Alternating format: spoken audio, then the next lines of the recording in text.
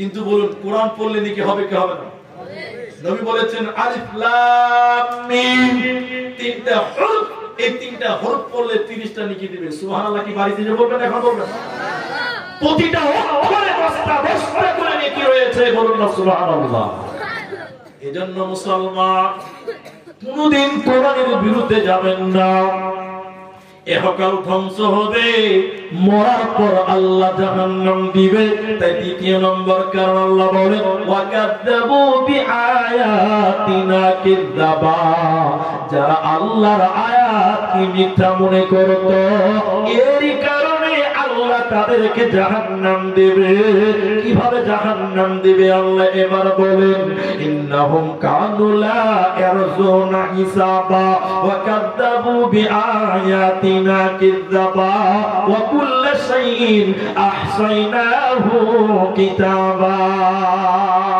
দেখেন আল্লাহ বলছে তোদেরকে জাহান্নাম পাঠাবো। কিভাবে পাঠাবো?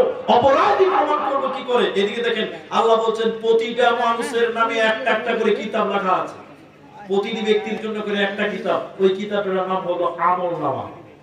দূরে যা করেছেন সব লেখা আছে। আমাকে ফোন করছে, এদিকে আমাকে ফোন করে বলছে দাদা, গ্রামের ছেলেরা বলছে, আপনাদের ছেলেরা বলছে দাদা রাজাপুরের ডেটটা ঠিক আছে তো?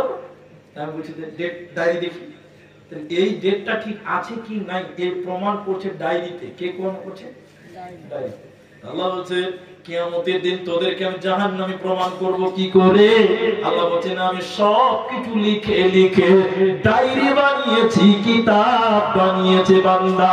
ওই কিতাব দিয়ে তোদেরকে প্রমাণ করব তুই জান্নাতি না জাহান্নামে, তুই নিজেই তখন বুঝে যাবি। এরপরে তোরা যখন জাহান্নাম চলে যাবি রে, ফাদুকু ফালান নাসিদাকুম ইল্লা আযাবা, আমি আল্লাহ শুধু আযাব বাড়াবো, আযাব বাড়াবো, আযাব বাড়াবো, তোদের প্রতি কোনো দয়া করব না, করব না। অ্যাটেনশন হন, সর্বশেষ লগ্নে আপনাদের সামনে এসেছি। এবার একটু আমার দিকে তাকাতে হবে এবং আপনাদের একটা অনুরোধ করব, আপনারা কমসে কম 15 হোক 20 হোক, আধা ঘন্টা তো পার করবো না, কিন্তু আপনাদেরকে একটা কথা বলছি, এখন যতগুলো কথা জিজ্ঞাসা করব পয়েন্টে পয়েন্টে সবাই মিলে উত্তর দিবেন বলুন ইনশাআল্লাহ। আর এই যে লাস্ট চ্যাপ্টার চলে এলাম, জাহান্নামের পরিচয়, জাহান্নামীরা কেমন, জাহান্নামের পরিচয়, জাহান্নামীরা কেমন।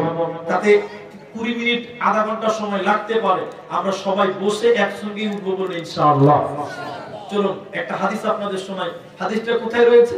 সহিহ বুখারীতে কিতাবুত তাফসীর, হাদিসের রাবী হযরত আবু সাঈদ খুদরী রাদিয়াল্লাহু তাআলা আনহু। আমার মা, আমার বোন যারা প্রজেক্টর হইতে দেখতেছেন, আপনাদেরকে বলি দেখেন সব ভুলে যান, কিন্তু আমি অনুরোধ করব এই কথাগুলো ভুলবেন না। কিয়ামতের দিন আদম আলাইহিস সালামকে আল্লাহ বলবেন কি হয়েছে ওখানে গো? চা দিচ্ছে। ও চা ভালো, কিছু দোকান ছিল না তো ওইলা চাটা দিয়ে। আচ্ছা ঠিক আছে খান, এটা বড় যাও সবাই মানা করছি না, খান ঠিক আছে। রমজান মাস সারা দিন চাটা খেতে পারেনি, ও কাজাটা তুলে দিতে হবে। জি চালান, ওদের মানা করছে চা খেতে বলতে পারিস না, এটাই তো চা নিয়ে আসবে, আবার কষ্ট করে যেতে হবে নাকি? কমিটি ছেলেরা কত ভালো চা নিয়ে এনে দিচ্ছে। হ্যাঁ এদিকে দেখেন, আমি যে কথা বলছিলাম কিয়ামতের দিন আদম আলাইহিস সালামকে আল্লাহ বলবেন এদিকে আদম তুমি তোমার ছেলে মেয়েদের থেকে জান্নাতি বের করো, জাহান্নামী বের করো। আমরা সবাই আদমের ছেলে। কার ছেলে বললাম? আদম আমাদের কে? বাবা। এবার আল্লাহ তাআলাকে আদম আলাইহিস সালাম বলবেন সবগুলো এটা ভুলেন না, আল্লাহ কতগুলো লোককে জান্নাত দিব, কতগুলো লোককে জাহান্নাম দিব। আল্লাহ কি বলছে দেখেন, আদম 1999 জনকে জাহান্নাম দাও। 1999 জন বাদ দিলে থাকলো কটা? একটা। 1999 জনকে জাহান্নাম দাও, একটা মাত্র লোক জান্নাতে যাবে। তাহলে হাজারে কটা জান্নাতি? বলো বলো, একটা। তাহলে এবার আমরা বলুন জান্নাতি বেশি না জাহান্নামী বেশি? জাহান্নামী। কত জাহান্নামী বলতে পারবো না, তবে হাদিস থেকে বোঝা গেল পুরাই 90% লোক জাহান্নামী হয়ে গেল। এবার জাহান্নাম কেমন হবে? বিশ্বনবী বলেন যত মানুষ এবং কিয়ামতের দিন জাহান্নামী হবে। সবাই যদি বলে একসঙ্গে জাহান্নাম ঢুকবো, একসাথে জাহান্নাম ঢুকবো, আলাদা আলাদা করে জাহান্নাম ঢুকবো না। বিশ্বনবী বলছেন জাহান্নামের গেটে কোনো অসুবিধা হবে না, হবে না, হবে না। সুবহানাল্লাহ বলবেন। এই যে মসজিদটা আপনাদের পেছনে মসজিদ, আমার সামনে, এই মসজিদের রাজাপুরের সব লোক যদি বলে একসঙ্গে ঢুকবো, কি করবেন? ঢুকতে পারবেন না। 3টা লোক ঢুকবে আর বাকি সবটি দাঁড়া। হ্যাঁ, সবাই যেতে পারবে একসঙ্গে? তাহলে সবাই যেতে চাইলে দরজা কত বড় হতে হবে? নবী বলেন যত মানুষ দিন জাহান্নাম যাবে, সবাই যদি একসঙ্গে জাহান্নামে ঢুকে, জাহান্নামের গেটে কোনো অসুবিধা হবে না, হবে না। সুবহানাল্লাহ। বিরাট জাহান্নামের দরজা। গর্ত কত বড়? গর্ত কত বড়? এদিকে নবী বলেন বিরাট বড় একটা পাথর জাহান্নামের উপরে যদি ফেলে দেওয়া হয়, আল্লাহর নবী বলছেন শোনো, ওই পাথরটা জাহান্নামের তলে পৌঁছাতে সময় লাগবে কতটা? 70 বছর সময় লাগবে। কত বছর? এদিকে দেখেন, এটা 10 কেজি ওজনের পাথর। 10 তলা বিল্ডিং এর 7 কেজি যদি মাটিতে ফেলে দেন, 10 তলা থেকে নিচে পড়তে কয় মিনিট লাগবে ভাই? হ্যাঁ, কত মিনিট লাগবে বলতে পারবেন না? 1 মিনিট? যদি 1 মিনিট লাগবে, 1 সেকেন্ড চোখের পলকে নিচে পড়বে, পড়বে না? নবী বলেন বিরাট বড় পাথর, মনে করলেন 1 কুইন্টাল ওজনের পাথর, ওই রকম জাহান্নামের উপরে যে ফেলে দেওয়া হয়, পাথরটা মিনিটে কত দূর যাবে? ঘন্টাতে কতটা যাবে? তাহলে দিনে কতটা যাবে? 1 মাসে কতটা যাবে? নবী বলেন একটানা 70 বছর সময় লাগবে জাহান্নামের তলে পৌঁছাতে। বলুন সুবহানাল্লাহ। এইরকম বিরাট গর্ত, ও সব নিচে জাহান্নামে থাকবে মুনাফিকেরা। কারা থাকবে? মুনাফিকেরা। এরপরে চলুন, নবী বলেন জাহান্নামী মানুষের কেমন? নবী বলছেন একজন জাহান্নামী এত বড়, এত মোটা, একজন জাহান্নামীর গায়ের চামড়া, একজন জাহান্নামীর শরীরের চামড়া হবে 42 হাত মোটা। কত হাত মোটা? 42 হাত যদি মোটা চামড়া হয়, তাহলে মানুষটা কত মোটা? হ্যাঁ, এই মসজিদটা 42 হাত, কত হাত? বোঝাবার জন্য বলছি, কতটি হবে? ধরেন 42 হাত, ধরেন এই চাওড়াতে ধরছি, ধরেন 42 হাতই ধরেন, কমার বেশি। মানুষের জাহান্নামীদের চামড়া হবে 42 হাত। শুধু তাই নয়, আল্লাহর নবী বলেছেন আরো কিছু কথা। নবী বললেন শোনো, একজন জাহান্নামীর দাঁত হবে কত বড়? নবী বলেন উহুদ পাহাড়ের সমান। উহুদ পাহাড় কত বড়? গুগলে সার্চ করে দেখবেন, কি আপনার গুগল ম্যাপ সার্চ করে দেখুন, উহুদ পাহাড় 8 কিলোমিটার লম্বা, 4 কিলোমিটার চওড়া, 8 কিলোমিটার লম্বা উহুদ পাহাড়। নবী বললেন একজন জাহান্নামের দাঁত হবে 8 কিলোমিটার লম্বা। দাঁত কত বড়? এখান থেকে পীরগঞ্জ কত কিলোমিটার? 4। ডাবল করে কত হবে? বুধিয়া নাকি? তাই তো? তাহলে বুধিয়া, এখান থেকে বুধিয়া যত বড়, তত বড় যদি দাঁত হয়, তাহলে মাথা কত বড় হবে? একটা দাঁত যদি 8 কিলোমিটার উহুদ পাহাড়, তাহলে নবী বলেন 8 কিলোমিটার এখান থেকে ধরলেন বুধিয়া, তো বুধিয়া পর্যন্ত যদি মানুষের দাঁত হয়, মাথা কত বড় হবে? মাথা কাজ করবে না, হিসাব মিলবে না।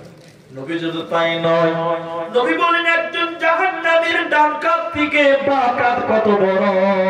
এটাও আপনি শুনলেন ভাইরা মায়েরা। বিশ্ব নবী বলেন ডান কাঁধ থেকে বাঁ কাঁধ একটা দ্রুতগামী ঘোড়া একটানা 3 দিন 3 রাত যত দূর যেতে পারবে অত দূর জায়গা হবে একজন জাহান্নামীর ডান কাত থেকে বাঁ কাত। সুবহানাল্লাহ। একটা ঘোড়া একটানা 3 দিন যেতে গেলে কত দূর যেতে পারবে? একটানা অত দূর হবে এই ডান কাত থেকে বাঁ কাত। তাহলে মানুষের বডি কত বড় হবে একবার বলবেন না সুবহানাল্লাহ। শুধু তাই নয়, নবীজি লাস্টের দিকে আরো বললেন একজন জাহান্নামীর উরু রান, এই যে রান উরু রান এটা কত বড় হবে? নবীজি বলেছেন বাইদা পাহাড়ের সমান। বাইদা পাহাড় কত বড়? সার্চ করে দেখে নেবেন 39 কিলোমিটার লম্বা।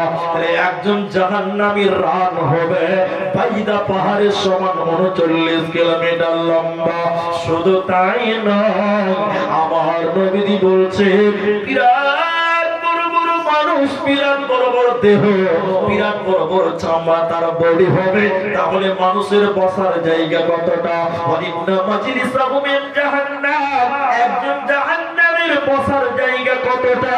একজন জাহান্নামের বৈঠক হবে কতটা? বিশ্বনবী বলেছেন মক্কা থেকে মদিনা যতটা অতটা জায়গা একজন জাহান্নামীর বসার জায়গা। মক্কা থেকে মদিনা, হাজী সাহেব যারা আমরা হজ করে এসেছি, হজ করেছেন যারা জানেন 450 কিলোমিটারেরও বেশি মক্কা থেকে মদিনা। নবী বলছেন একজন জাহান্নামীর শুধু বসার জায়গা হবে মক্কা থেকে মদিনা, মানে 450 কিলোমিটার। 450 কিলোমিটার মানে হলো এখান থেকে আসাম, মানে এখান থেকে ধরলেন আলিপুরদুয়ার, কম হবে তো বেশি হবে তো কম হবে না, আরো বেশি হতে পারে। এখান থেকে মানে আমাদের যে বাড়ি, গ্রামের বাড়ি সতলা, মালদা টাউন থেকে 604 কিলোমিটার।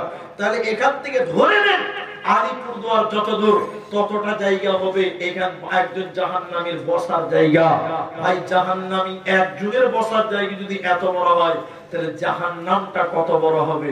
একবারও কি চিন্তা ভাবনা করেছেন? একবারও চিন্তা ভাবনা করেননি। এর নাম হলো জাহান্নাম। পরিশেষে আপনাদের সামনে দুই একটি দোয়া জাহান্নামের থেকে বাঁচার, জাহান্নাম থেকে বাঁচার জন্য দুই একটি দোয়া, দুই একটি আমল যারা আমার সামনে উপস্থিত এখন পর্যন্ত আছেন আপনাদের শুকরিয়া আদায় করছি। 12টা বেজে গেছে, আপনাদের শুকরিয়া আদায় করে আপনাদের সামনে কয়েকটা দোয়া জাহান্নাম থেকে বাঁচার এবং কয়েকটি গুরুত্বপূর্ণ আমল জাহান্নাম থেকে বাঁচার জন্য আপনাদের বলে দিয়ে যাব। এদিকে দেখেন ভাই, চা খাচ্ছেন খান, মানা করিনি, কিন্তু এখন কয়েকটা দোয়া, কয়েকটি আমল আপনাদের বলছি, খুব খেয়াল করুন। ফজিলতের কথা পর্দার আড়ালে হয়তোবা মায়েরা এখনো আছে, হয়তোবা রাজাপুরে এই গ্রামের মায়েরা বোনেরা এখনো বেটি বোনেরা আছেন, শুনলেন আল সিলসিলা সহিহাতে হাদিসটি রয়েছে। এদিকে দেখেন আল্লাহর নবী বলছেন কোন মানুষ যদি দিনে ন্যূনতম মানের 3 বার, সবাই বলুন কবার? ন্যূনতম মানের 3 বার, উপরে যা 5 বার 7 বার ঊর্ধ্বে যেতে পারে, কিন্তু ন্যূনতম মানের 3 বার কোন মানুষ যদি বলে এইভাবে আল্লাহ তুমি আমাকে জাহান্নাম দিও না, সবাই একবার আমার সঙ্গে বলেন আল্লাহ তুমি আমাকে জাহান্নাম দিও না। নবী বলেছেন কেউ যদি 3 বার জাহান্নাম থেকে আশ্রয় চায়, জাহান্নাম তখন আল্লাহকে বলে, কি বলে? আল্লাহ তোমার বান্দা জাহান্নাম আসতে চায় না, আল্লাহ তুমি তাকে জাহান্নাম দিও না। বলুন না সুবহানাল্লাহ। দিনে কমসে কম কবার? কিভাবে 3 বার? ঊর্ধ্বে আরো যেতে পারে, শিখিয়ে দিচ্ছি। এদিকে দেখেন সকাল সন্ধ্যা আল্লাহুম্মা আজিরনি মিনান নার, এটা সহজ কথা। এটা কি সহজ কথা? এটাও যদি না বলতে পারেন তার কি বলবেন বলেন? প্রতিদিন সকাল সন্ধ্যা আপনি বলুন আল্লাহুম্মা আজিরনি মিনান নার, আল্লাহ তুমি জাহান্নাম থেকে বাঁচাও। কোন কোন হাদিসে 7 বার পাওয়া যায়, অধিক যেতে পারেন, সেক্ষেত্রে আপনি কি বলে জাহান্নাম থেকে বাঁচবেন? এদিকে দেখেন যারা নামাজ পড়েন, প্রতিদিন নামাজ পড়েন, আপনি কিন্তু জানেন না কি বলতে হবে। নামাজের শেষ বৈঠকে দিয়ে বলতে থাকবেন এদিকে আল্লাহুম্মা ইন্নী আউযু বিকা মিন আযাবি জাহান্নাম وأعوذ بك من عذاب القبر وأعوذ بك من فتنة المسيح الدجال وأعوذ بك من فتنة المحيا وفتنة الممات اللهم إني أعوذ بك من المعصية ومن المغرب আল্লাহ তুমি আমাকে জাহান্নামের আযাব থেকে কবরের আযাব থেকে আল্লাহ তুমি দুনিয়ার ফিতনা থেকে মাসিহিদ দাজ্জাল দাজ্জালের ফিতনা থেকে তুমি আমাকে রক্ষা করো নবী নামাজ পড়তেন এবং কবরের এবং জাহান্নাম থেকে আশ্রয় চাইতেন কি বলবেন এবার দেখেন আল্লাহুম্মা ইন্নী আউযু বিকা মিন আযাবি জাহান্নাম ওয়া আউযু বিকা মিন আযাবিল কবর ওয়া আউযু বিকা মিন ফিতনাতিল মাসিহিদ দাজ্জাল ওয়া আউযু বিকা মিন ফিতনাতিল মাহিয়া ওয়া ফিতনাতিল মামাত আল্লাহুম্মা ইন্নী আউযু বিকা মিনাল মাসামি ওয়া মিনাল মাগরিব আমার মায়েরা নবীজি এইভাবে বলতেন আল্লাহ তুমি জাহান্নাম থেকে রক্ষা করো তাহলে কেউ যদি কমসে কম তিনবার জাহান্নাম থেকে মুক্তি চায় তাহলে জাহান্নাম তার জন্য আল্লাহর কাছে ফরিয়াদ করে এবার আরেকটা কথা জাহান্নাম থেকে বাঁচবেন সাহাবী বলছে আমরা নবীর কাছে বায়াত হয়েছি এই ব্যাপারে নামাজ কায়েম করব রোজা রাখবো যাকাত দিব আর নবী বলেছেন না বায়াতের কথা নবীজি কথা বলেছেন নবীজি একটা কথা তিনবার বলেছেন ওয়াল্লাহি আল্লাহর কসম নবী একটা কথা তিনবার বলেছেন ওয়াল্লাহি আল্লাহর কসম তোমরা যদি চারটা কাজ করতে পারো তোমাদের জন্য জান্নাতের দ্বার খুলে যাবে জাহান্নাম বন্ধ হয়ে যাবে নবী একটা কথা তিনবার করে বললেন এক নামাজ কায়েম করবে আমরা সবাই নামাজ কায়েম করব বলুন ইনশাআল্লাহ দুই রোজা রাখবে আমরা সবাই সিয়াম পালন করব রোজা রাখবো বলুন ইনশাআল্লাহ তিন নবীজি বললেন যাকাত বের করব কি করব যাকাত বের করবেন এক মিনিট বলবো আজকে এটা বিশ্বাস করেন হাদিসটা এরপরে আল্লাহর নবী বলেছেন কাবিরা গুনাহ থেকে যে বেঁচে থাকবে এই চারটা নামাজ পড়ব রোজা রাখবো যাকাত দিব আর কাবিরা গুনাহ থেকে যে বেঁচে থাকবে আল্লাহর নবী বলছেন ওই লোকের জন্য জান্নাতের দ্বার খুলে যাবে জাহান্নামের দ্বার বন্ধ হয়ে যাবে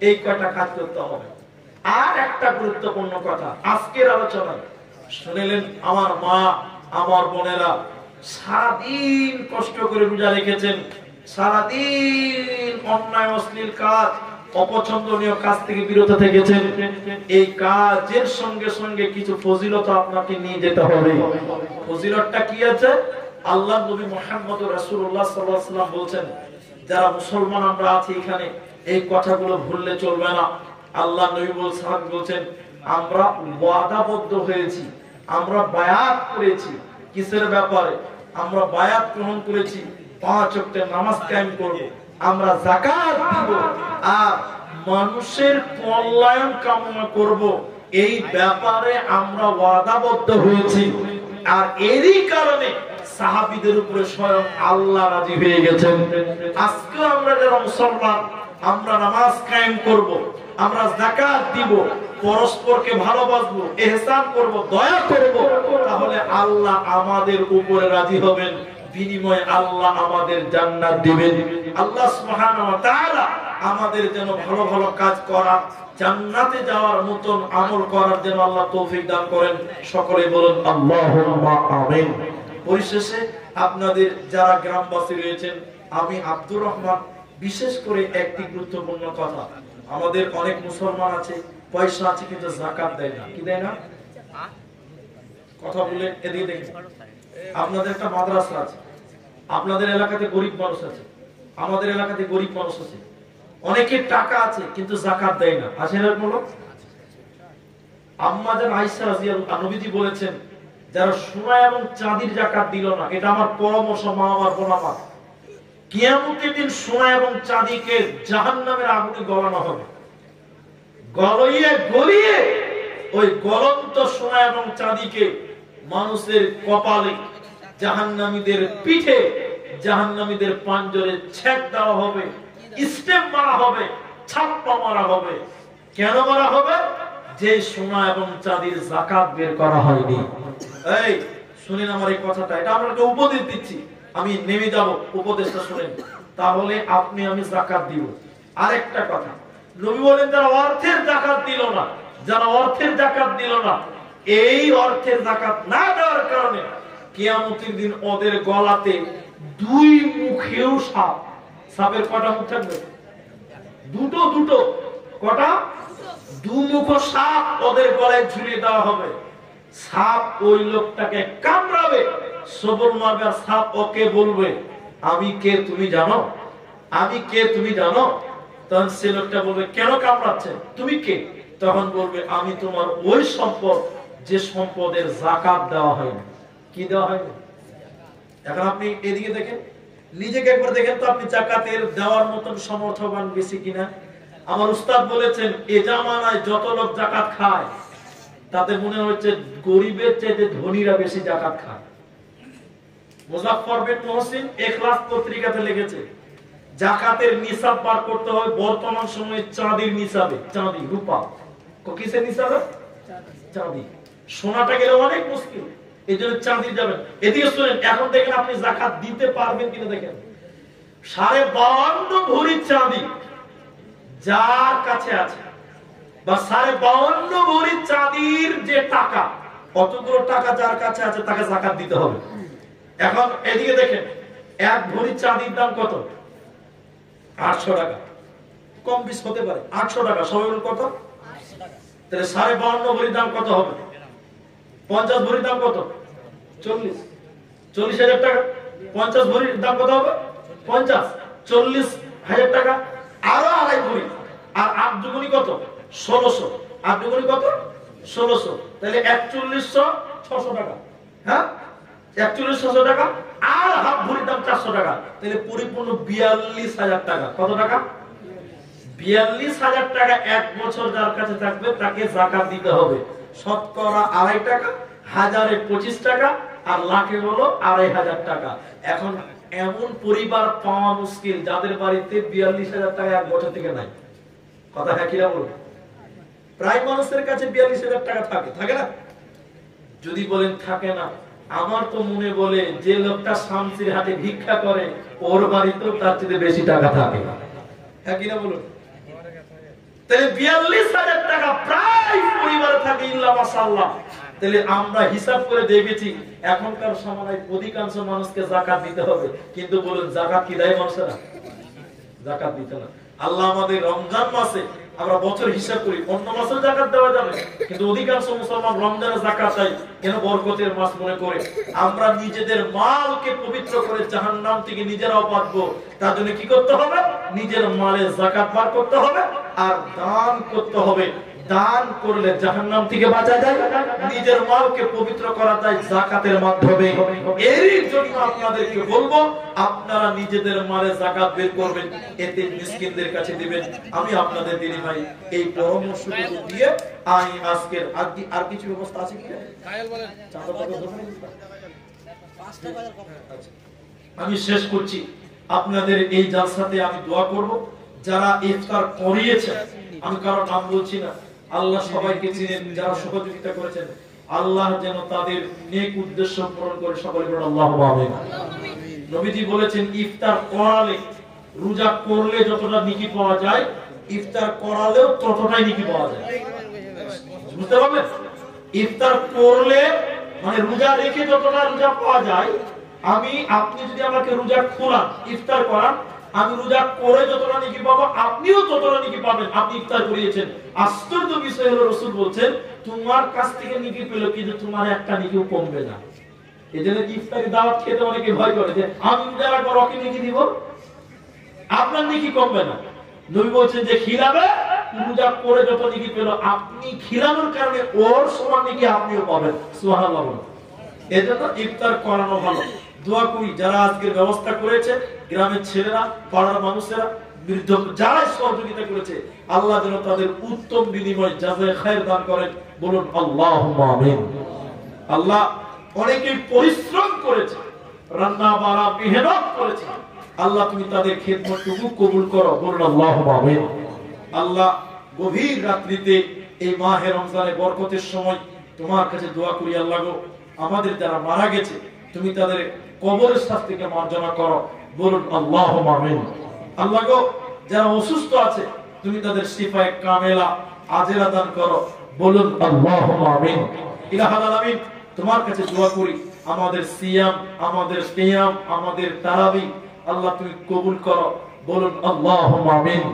ইলাহুল আলামিন, আমরা যারা এই দুনিয়াতে এখন যারা উপস্থিত আছি আল্লাহ, জানি না কিভাবে কোন সময় কি গুনাহ করেছি, তুমি সব জানো আল্লাহ। গাফফার নামের উসিলায় ক্ষমা করো, বলুন আল্লাহুম্মা আমিন।